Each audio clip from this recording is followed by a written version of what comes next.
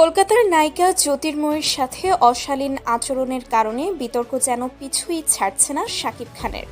এবার শাকিব খানের এমন অশালীন আচরণ নিয়ে মুখ খুলল কলকাতার জনপ্রিয় নায়ক জিৎ। জিৎ বলেন, একজন সুপারস্টার হিসাবে শাকিব খানের উচিত ছিল আরেকটু ভদ্র হওয়া।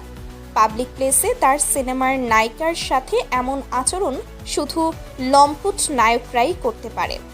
দর্শক, কেন হচ্ছে শাকিব খানকে নিয়ে এত বিতর্ক? সেটা জানতে হলে অবশ্যই ভিডিওটি সম্পূর্ণ দেখতে হবে।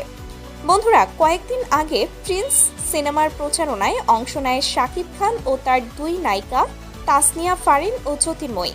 সেখানে সবার সামনে জ্যোতির্ময়ীর কোমরে হাত রাখতে দেখা যায় শাকিব খানকে, যেটা সোশ্যাল মিডিয়ায় ছড়িয়ে পড়তেই মুহূর্তেই চরম আলোচনা সমালোচনা শুরু হয় শাকিব খানকে নিয়ে।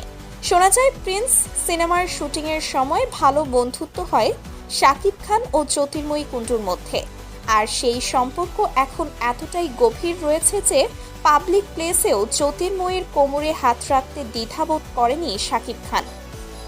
বন্ধুরা, শাকিব খান দুই বাংলার মেগাস্টার হলেও তার চরিত্রের মধ্যে যে ঝামেলা আছে সেটা সবাই জানে। ইতোমধ্যেই বাংলাদেশের দুই নায়িকাকে গোপনে বিয়ে করেছে শাকিব খান। তাদের আবার একটি করে সন্তানও আছে।